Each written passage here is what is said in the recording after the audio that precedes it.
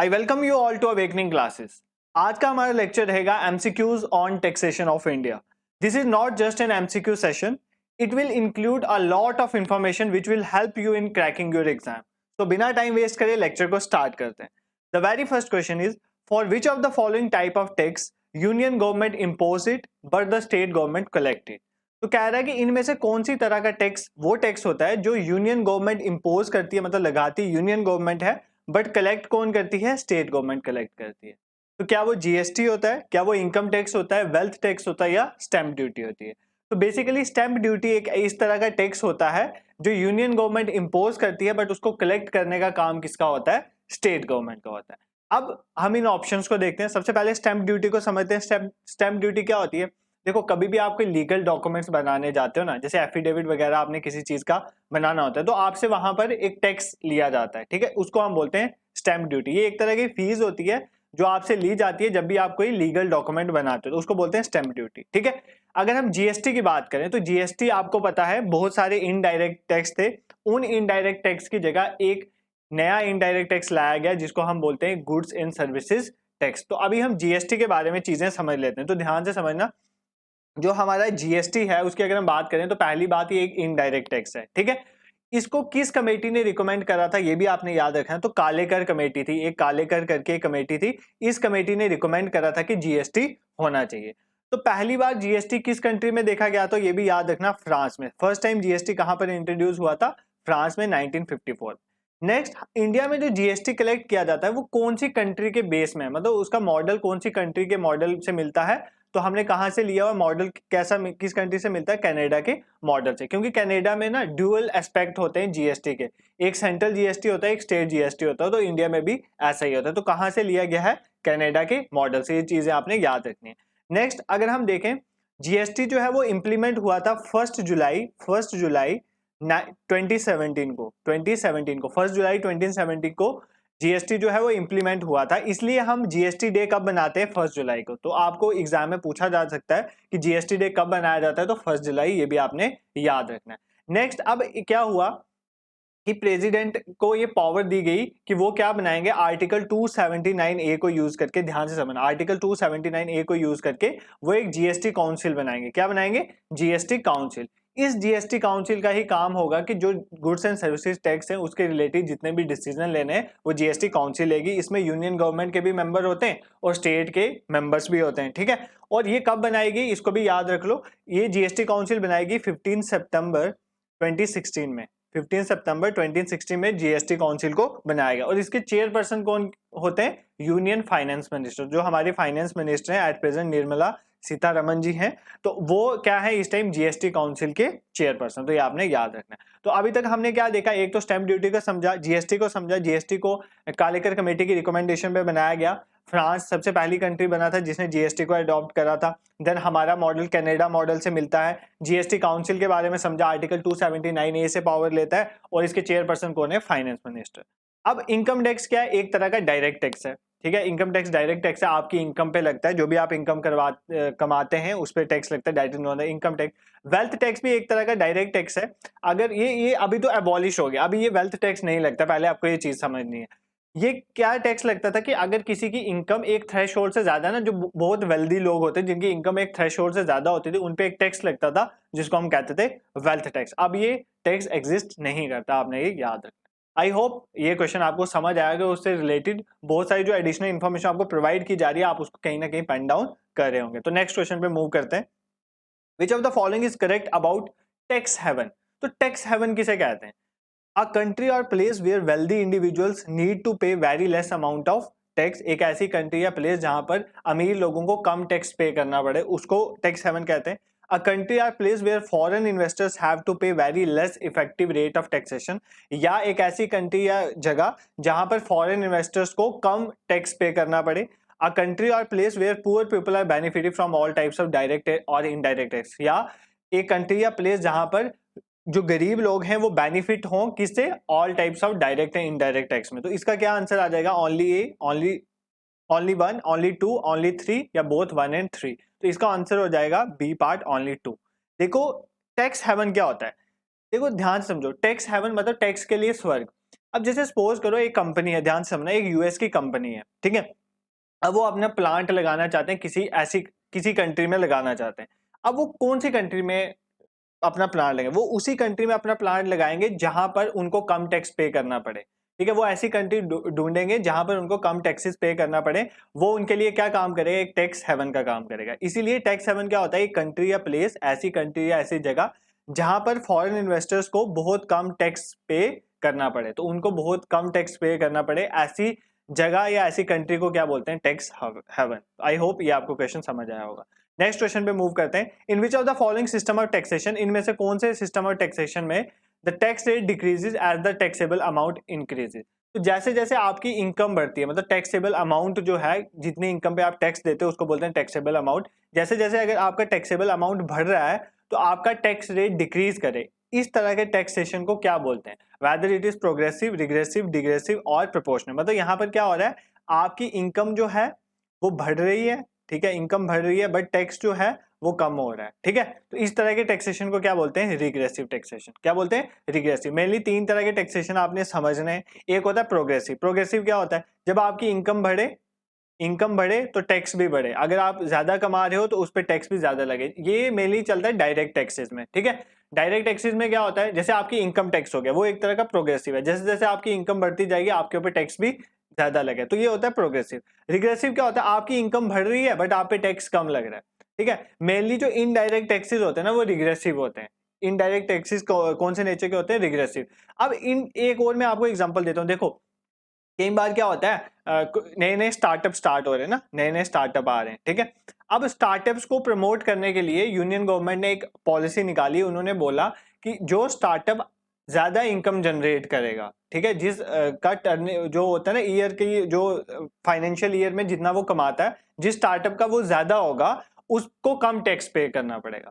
अब जितना वो ज्यादा कमा रहा है उसको कम टैक्स पे करना पड़ा। इसका मतलब उस पर कौन सा टैक्सेशन लग रहा है? Regressive taxation. अब ऐसा क्यों किया जाता है? ताकि स्टार्टअप्स को प्रमोट किया जाए, ज्यादा से ज्यादा स्टार्टअप आए। इसी चीज को प्रमोट करने के लिए कई बार गवर्नमेंट क्या करती है? रिग्रेसिव टैक्सेशन सिस्टम लगाती है। तो जितनी ज्यादा वो इनकम जनरेट करेंगे उतना कम उन पे टैक्स लगेगा।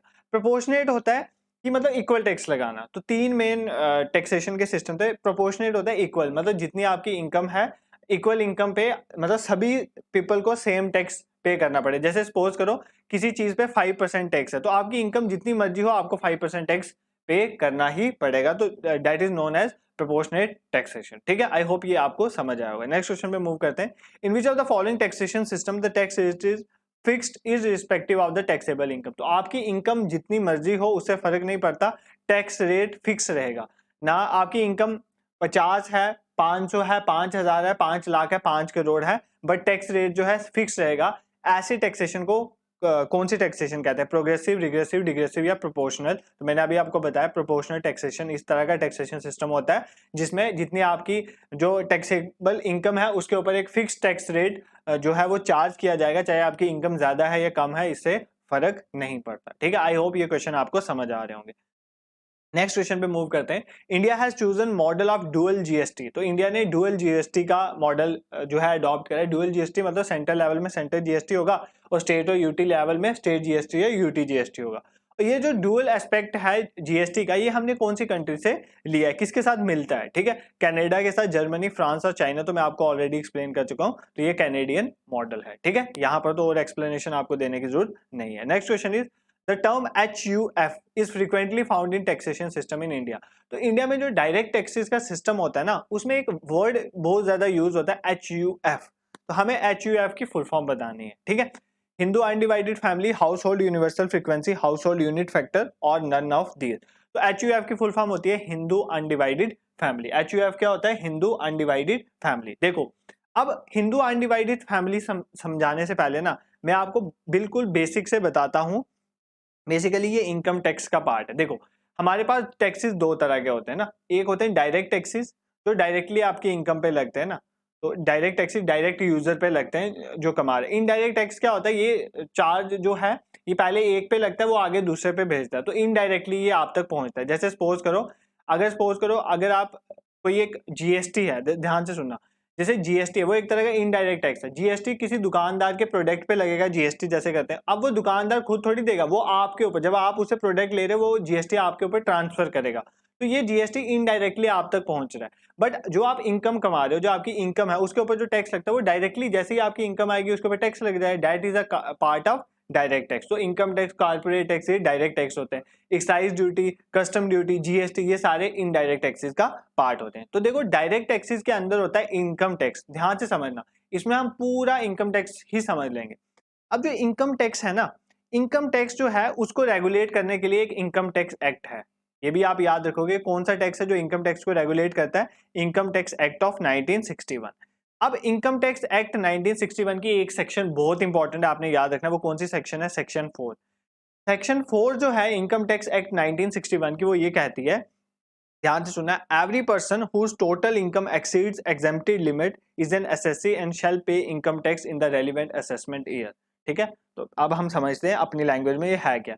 देखो ये कहता है कि हर एक पर्सन, हर कोई पर्सन जिसकी इनकम जो है एक लिमिट के ऊपर जाएगी, वो गवर्नमेंट बताएगी ना कितनी लिमिट, अगर उस लिमिट को क्रॉस कर रही है तो उसके ऊपर एक टैक्स लगेगा जिसको हम कहते हैं इनकम टैक्स। वो कितनी इनकम होती है वो मैं अभी एक चार्ट मैंने लाया हुआ, मैं बता दूंगा आपको।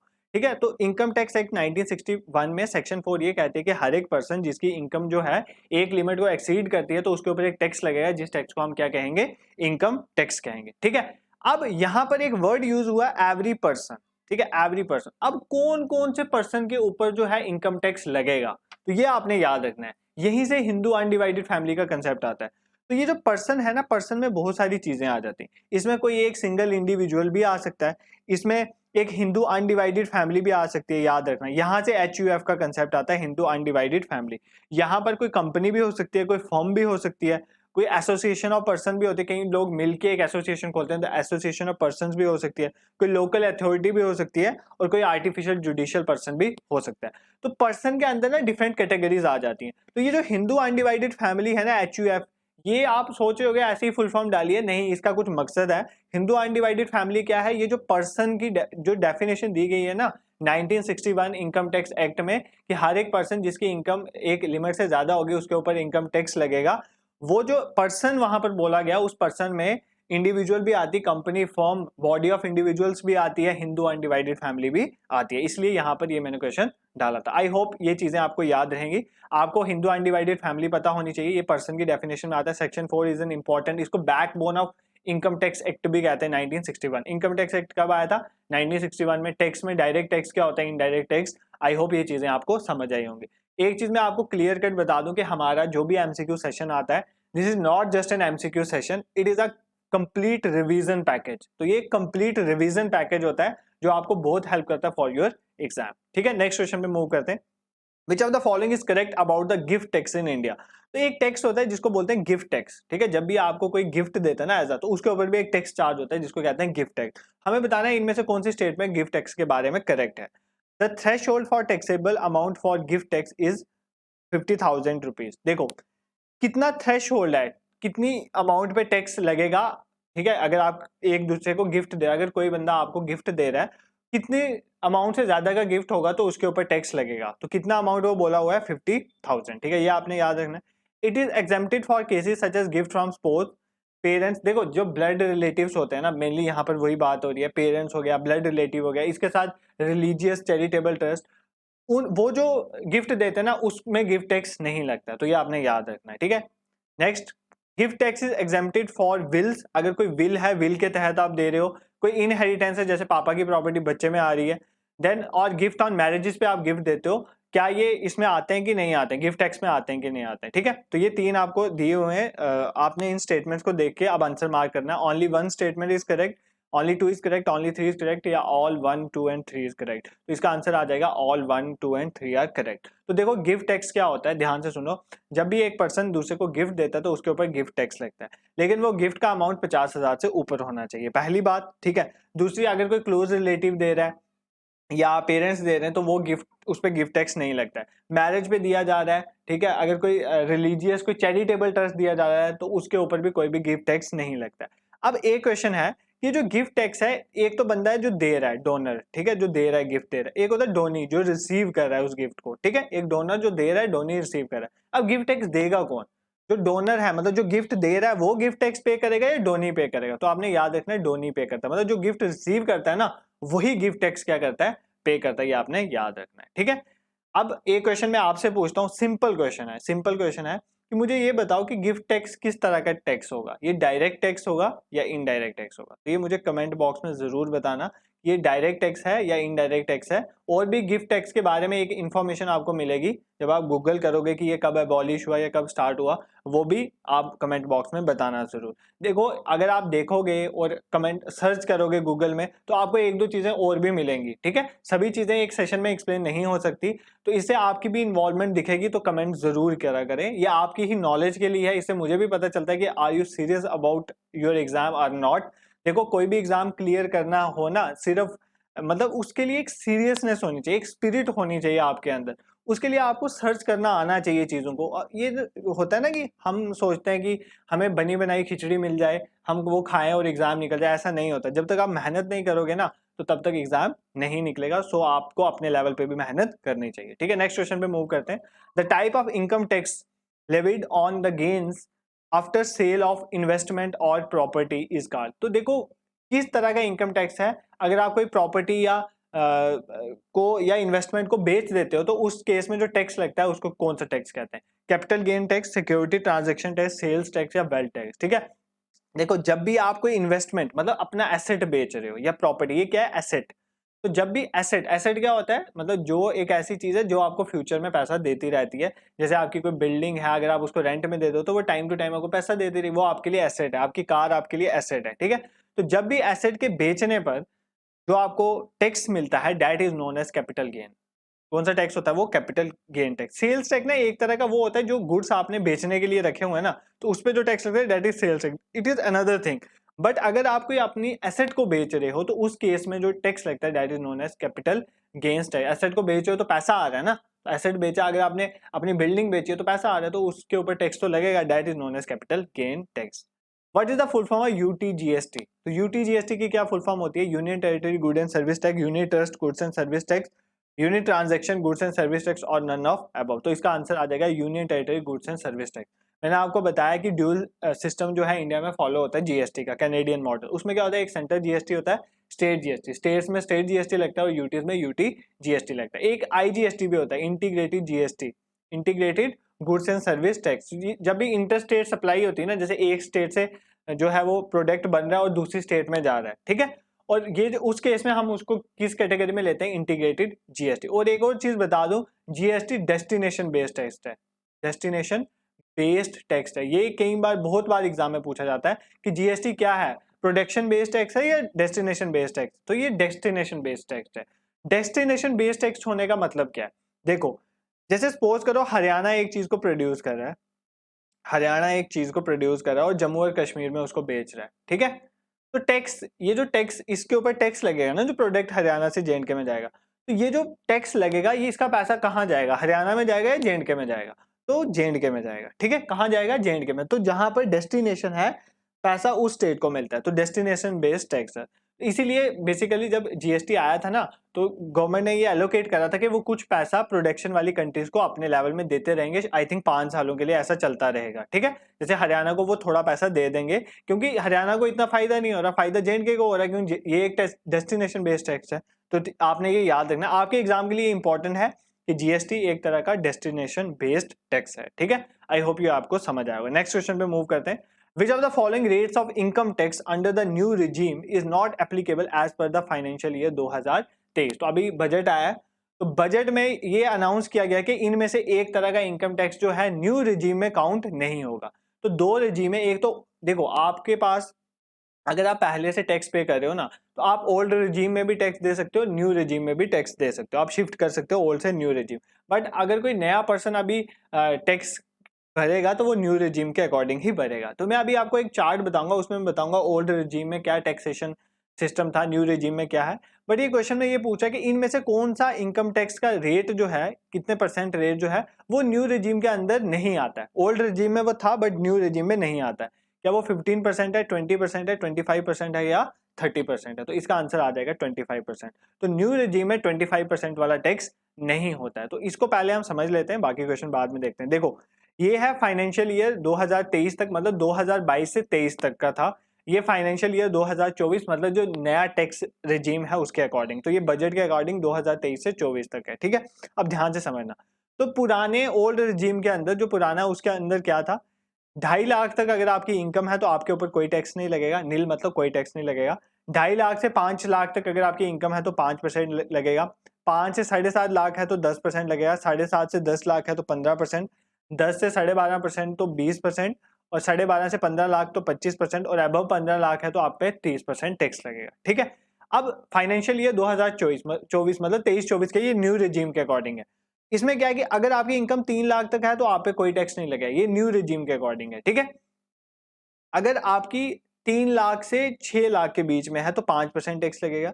6 से 9 लाख के बीच में है 10% लगेगा। 9 से 12 लाख 15%। 12 से 15 लाख है तो 20%। और देखो यहाँ पर क्या था, जब आपकी पुराने में क्या होता था, मतलब न्यू टैक्स रिजीम में ही, ये न्यू टैक्स रिजीम के अंडर ही है, उसमें 2022-23 में क्या होता था कि अगर आपकी इनकम 12 से 15 लाख के बीच होती थी तो आपको 25% टैक्स लगता था। बट 2024 के लिए बोल दिया गया कि अगर आप, मतलब ये जो 25% वाला टैक्स है ना, इसको क्या कर दिया गया, खत्म कर दिया गया। तो इसीलिए आपके क्वेश्चन का आंसर क्या था, 25%, जो पहले लगता था न्यू रिजीम में ही लगता था फाइनेंशियल ईयर 2022-23 में, अब 2023-24 में 25% वाला टैक्स चार्ज नहीं होगा। तो आपको ना ये थोड़ा बहुत आइडिया होना चाहिए, क्योंकि जब अभी बजट आया था ना तो ये बहुत चीज चल रही थी कि पहले up to 2.5 lakh new regime के अंदर टैक्स पे नहीं करना पड़ता था, बट न्यू रिजीम के अंदर अब क्या चेंज लाया गया कि न्यू रिजीम में अब 3 लाख तक आपको कोई भी टैक्स पे नहीं करना है। तो ये न्यू रिजीम वाले जो नए टैक्स स्लैब्स है ना, इनके बारे में आपको पता होना चाहिए, ठीक है।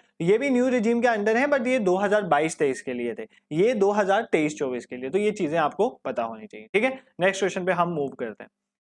विच of the following is a progressive tax, इनमें से कौन सा प्रोग्रेसिव टैक्स है। तो मैंने अभी बताया अगर आपकी इनकम बढ़ेगी तो टैक्स बढ़ेगा, that is known as progressive tax. इनमें से कौन सा प्रोग्रेसिव टैक्स है, कस्टम ड्यूटी, ये एक इनडायरेक्ट टैक्स है, प्रोग्रेसिव नहीं होगा। डेवलपमेंट सरचार्ज, सरचार्ज होता है कि जब आपकी एक इनकम के ऊपर कोई एक, सपोज करो एक टैक्स है, उसके ऊपर एडिशनल टैक्स जब लग जाता है, that is known as surcharge. Sales tax या इनकम टैक्स, देखो इनकम टैक्स जो है ना वो एक प्रोग्रेसिव टैक्स है, मैंने ऑलरेडी आपको एक्सप्लेन करा। टैक्स दो तरह के होते हैं, direct indirect. Mainly direct tax progressive होते हैं, ठीक है। और जैसे इनकम टैक्स हो गया वो प्रोग्रेसिव है। और इनकम टैक्स को कौन रेगुलेट करता है, अभी बता दिया है, इनकम टैक्स एक्ट 1961, ये चीजें याद रख सकते हो। इनडायरेक्ट टैक्स जो है मेनली रिग्रेसिव नेचर के होते हैं, ठीक है। अब ये जो टैक्स है ना, इसकी एडमिनिस्ट्रेशन को समझ लेते हैं, ठीक है। ये जो टैक्स है ये कौन एडमिनिस्टर करता है, तो इसके एडमिनिस्ट्रेशन को समझ लेते हैं एक बार। देखो हमारे पास एक मिनिस्ट्री ऑफ फाइनेंस है, आपको पता है, मिनिस्ट्री ऑफ फाइनेंस, ठीक है। इस मिनिस्ट्री ऑफ फाइनेंस के फाइनेंस मिनिस्टर कौन है, हमारी निर्मला सीतारमन जी है, हमारी फाइनेंस मिनिस्टर। उसके अंदर एक डिपार्टमेंट है, आपने याद रखना है वो कौन सा डिपार्टमेंट है, डिपार्टमेंट ऑफ रेवेन्यू, ठीक है। इसके अंदर दो ब्रांचेज आ जाती हैं, एक आ जाती है सीबीआईडी, सीबीडीटी, ठीक है, CBDT, that is central board for direct taxes. तो डायरेक्ट टैक्सेस के रिलेटेड एडमिनिस्ट्रेशन कौन देखता है, central board for direct taxes. और एक और है सीबीआईसी, सीबीआईसी की फुल फॉर्म है central board for indirect taxes and customs, central board for indirect taxes and custom. देखो जितने भी इनडायरेक्ट टैक्सेस है ना, उन सबको आप किस में डाल दिए गए, जीएसटी में, बट कस्टम को जीएसटी में, कस्टम टैक्सेस को जीएसटी में नहीं डाला गया। कस्टम ड्यूटी क्या होती है, जब भी आप इंपोर्ट एक्सपोर्ट करते हो ना चीजों का, तो उसमें लगती है कस्टम ड्यूटी। इसी तरह जब आप किसी चीज को मैन्युफैक्चर करते हो उसमें क्या लगती है, एक्साइज ड्यूटी। तो एक्साइज ड्यूटी जो है वो मेनली जीएसटी में डाल गई, कुछ चीजों को छोड़ के, जैसे पेट्रोल है, जैसे अल्कोहल है, इसको जीएसटी में नहीं डाला है, बट मैक्सिमम एक्साइज ड्यूटी में जो चीजें थे वो सारी जीएसटी में इंक्लूड कर दी गई हैं। तो हम क्या देख रहे हैं एडमिनिस्ट्रेशन में, तो मिनिस्ट्री ऑफ फाइनेंस के अंदर रेवेन्यू जो डिपार्टमेंट है उसमें दो फर्दर डिपार्टमेंट्स आ जाते हैं। एक बन जाता है central board for direct taxes, ठीक है, तो डायरेक्ट टैक्सेस को एडमिनिस्टर करता है। और सेकंड आ जाता है central board for indirect taxes and customs. I hope ये चीजें आपको समझ आई होंगी। नेक्स्ट क्वेश्चन पे मूव करते हैं। Identify the indirect taxes from the given options. इनमें से आपको इनडायरेक्ट टैक्स को बताना है वो कौन सा है। जीएसटी, कारपोरेट टैक्स, देखो जीएसटी तो इनडायरेक्ट टैक्स है, बट कारपोरेट टैक्स क्या है, ये एक डायरेक्ट टैक्स है, ठीक है। जब भी आप कोई कारपोरेट खोलते हो, फर्म खोलते हो, तो उसके ऊपर एक कारपोरेट टैक्स लगता है, that is a part of direct tax. Next custom duty, ये तो इनडायरेक्ट टैक्स है, बट कारपोरेट वापस आ गया, ये डायरेक्ट टैक्स है। इनकम टैक्स डायरेक्ट टैक्स है, तो ये भी नहीं होगा, हमें इनडायरेक्ट टैक्स बताने है ना। तो यहाँ पर इसका डी ऑप्शन करेक्ट हो जाए, क्योंकि GST goods and services tax indirect tax है, और कस्टम ड्यूटी भी इनडायरेक्ट टैक्स है जो इंपोर्ट एक्सपोर्ट पे लगती है। आई होप ये आपको समझ आया होगा। नेक्स्ट क्वेश्चन पे मूव करते हैं। In the income tax act dash is a certificate, ध्यान से समझना। इनकम टैक्स एक्ट में क्या कहा गया कि एक सर्टिफिकेट है इनमें से, form 16, form 12, form 15, form 26 years, ये एक सर्टिफिकेट है जो एक एम्प्लॉयर अपने एम्प्लॉय को देता है, ठीक है। एक एम्प्लॉयर मतलब जहां पर आप काम कर रहे हो वो अपने एम्प्लॉय को देता है, इस फॉर्म को देता है। इट्स सर्टिफाइड, ये फॉर्म क्या बताता है, amount of tax deducted by the employer from the salary of the employee. तो एम्प्लॉय की सैलरी से वो इनकम टैक्स काटेगा ना, इनकम लेगा उसकी, ठीक है, एज अ टैक्स डिडक्ट करेगा। तो उसके लिए एक सर्टिफिकेट दिया जाता है, एक सर्टिफिकेट एम्प्लॉयर एम्प्लॉय को देता है, वो कितनी इनकम काटेगी ये वगैरह लिखा होता है। उस फॉर्म को क्या बोलते हैं, फॉर्म 16, फॉर्म 12, फॉर्म 15 और फॉर्म 26 AS, तो इसको क्या बोलते हैं, फॉर्म 16। आपने याद रखना है, ठीक है। तो जैसे आपकी सैलरी होती है ना, उसमें TDS आपने सुना होगा ना, TDS, tax deducted at source, तो TDS बोले TDS काटा है, ऐसे बोला जाता है ना। तो आपकी सैलरीज में जो आपको इनकम मिल रही है उसके ऊपर टैक्स जो है वो डिडक्ट किया जाता है, सोर्स जहां पर इनकम जनरेट होती है। तो उसके लिए कौन सा फॉर्म होता है, फॉर्म 16, ये आपने याद रखना। नेक्स्ट क्वेश्चन पे मूव करते हैं, the last question for today, which of the following does not come under the purview of paper tax. इनमें से कौन से पेपर टैक्स के अंडर नहीं आता है, ठीक है। गिफ्ट टैक्स, ई स्टेट टैक्स, एक्साइज टैक्स या वेल्थ टैक्स। तो कौन सा नहीं आता है, एक्साइज टैक्स। अब पहले आपको पेपर टैक्स समझना, देखो पेपर मतलब सिर्फ पेपर में ही टैक्स है, मतलब पेपर में लिखने के लिए एक टैक्स है, बट इससे इनकम इतनी ज्यादा जनरेट नहीं होती है। इस तरह का टैक्स जिससे बहुत ज्यादा इनकम जनरेट ना हो, वो कहने के लिए ही टैक्स है, that is known as paper tax. तो देखो गिफ्ट टैक्स से कोई पैसा जनरेट नहीं होता, बहुत कम। आपने देखा ना, इमीडिएट रिलेटिव छोड़ दिए, फिर चैरिटेबल छोड़ दी और बहुत सारी चीजें छोड़ दी हैं, तो फिर गिफ्ट टैक्स में क्या ही रेवेन्यू जनरेट होगा। ई स्टेट टैक्स क्या होता है, ई स्टेट ड्यूटी क्या होती है, देखो जब भी आप अपने पेरेंट्स से या किसी से भी आप प्रॉपर्टी इनहेरिट करते हो ना, आप इनहेरिट होती है प्रॉपर्टी, उस केस में जो ड्यूटी चार्ज की जाती है, टैक्स चार्ज किया, that is known as estate duty. तो जब भी इनहेरिटेंस में आपके दादू की प्रॉपर्टी आपके पापा को मिली, आपके पापा की आपको मिली, that is a case of estate duty. तो इसमें भी इतना रेवेन्यू जनरेट नहीं होता है। वेल्थ टैक्स में रेवेन्यू जनरेट होता ही नहीं, इतना तो इसको अबॉलिश कर दिया, तो ये तो अब है ही नहीं। एक्साइज ड्यूटी तो आपको पता है कितना ज्यादा रेवेन्यू जनरेट करता है मैन्युफैक्चरिंग सेक्टर में, GST का मेन पार्ट तो यही बनाता है। तो आई होप आज का लेक्चर आपको पसंद आया होगा। तो अगर पसंद आया तो चैनल को जरूर सब्सक्राइब करें एंड शेयर भी करें, अगर आपको लग रहा है it really need reach, we really need reach, और अगर आपको लगता है कि it just deserve it, so you can share it with your friends as well। तो यहाँ पर हमने आंसर भी इंक्लूड कर दिए, तो we will share the PDF on our Telegram channel, तो link is in description, you can join there also. And one more suggestion for you, आप प्लेलिस्ट में जाएं, प्लेलिस्ट में बहुत सारा इकोनॉमिक्स के MCQs सेशन पड़े हुए हैं, प्लस हमने वन शॉट वीडियो भी लाई है, जैसे नेशनल इनकम वगैरह। अगर आप VLW, फाइनेंस अकाउंट, JKSSB या JKPSC किसी भी एग्जाम की प्रिपरेशन कर रहे हैं, तो अगर जो भी आपके कंटेंट रिलेटेड टॉपिक हैं, आप जाएं, उनको जरूर पढ़ें, आपको बहुत इंफॉर्मेशन मिलेगी। चाहे वन डे एग्जामिनेशन हो या किसी भी एग्जाम की प्रिपरेशन आप कर रहे हो, तो आपको बहुत हेल्प मिलने वाली है। Thank you so much for watching.